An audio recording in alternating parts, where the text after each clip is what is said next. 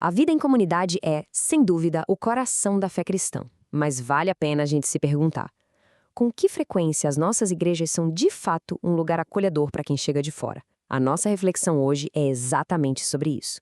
Vamos mergulhar no chamado bíblico para sermos uma igreja que não apenas abre as portas, mas que de fato abre os braços. E assim transformar a hospitalidade de um ideal distante para uma prática real vivida por cada membro. Para a gente entender o que é acolhimento, a gente precisa começar pela base. O plano de Deus nunca foi centrado no indivíduo isolado. O sacrifício de Cristo tinha um propósito coletivo: formar um povo para si. Uma identidade que é comum a todos, unida e que pertence a Ele desde o começo. Bem, essa ideia de uma identidade coletiva levanta uma questão muito prática, não é? Se nós somos esse povo de Deus, qual é a nossa responsabilidade com quem chega de fora? Com aquele visitante que talvez se sinta um pouco deslocado, meio à margem?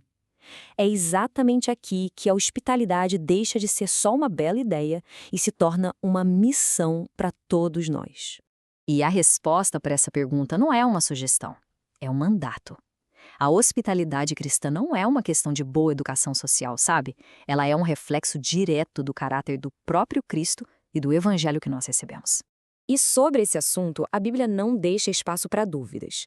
A instrução sobre como os membros da igreja devem tratar uns aos outros, e principalmente quem chega de fora, é inequívoca. A ordem é clara e direta. E aqui está o ponto central. O nosso padrão, o modelo para o nosso acolhimento, é o próprio acolhimento de Cristo. Ele nos recebeu quando estávamos distantes, na nossa fraqueza, sem mérito algum. Portanto, nosso dever é simplesmente estender essa mesma graça radical a todos que entram em nossa comunidade. Isso, no fim das contas, é um ato de adoração que glorifica a Deus.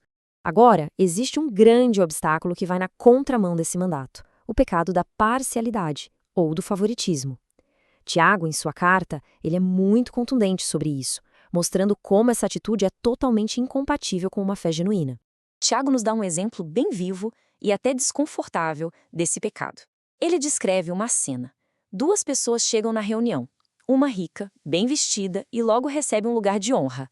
A outra, pobre, com roupas simples, é tratada com total desprezo. Essa distinção, que é baseada só na aparência, é o oposto do evangelho. A conclusão de Tiago é muito séria. A parcialidade não é uma falha de caráter pequena, é um pecado grave.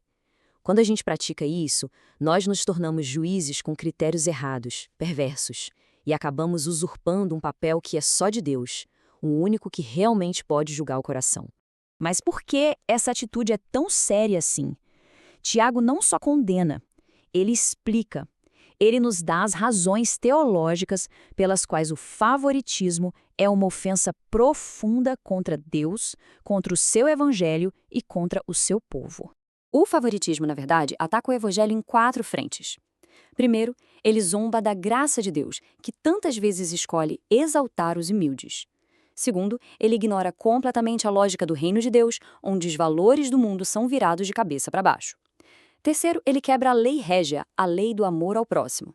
E por último, ele nos coloca sobre um juízo sem misericórdia, porque afinal, a gente colhe o que planta.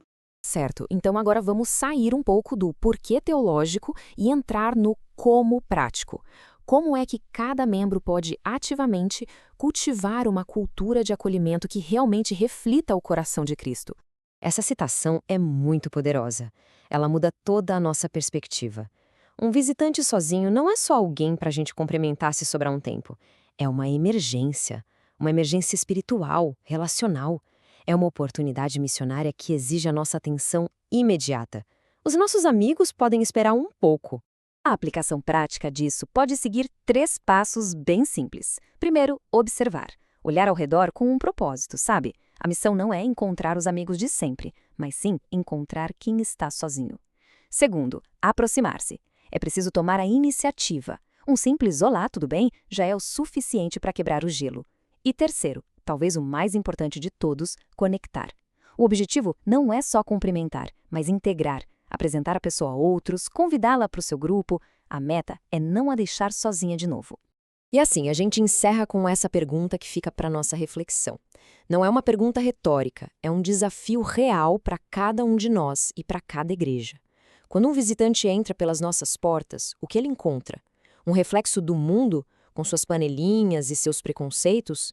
Ou ele encontra um vislumbre do reino de Deus, onde todos são acolhidos da mesma forma como o próprio Cristo nos acolheu? A resposta para essa pergunta, no fundo, define quem nós realmente somos.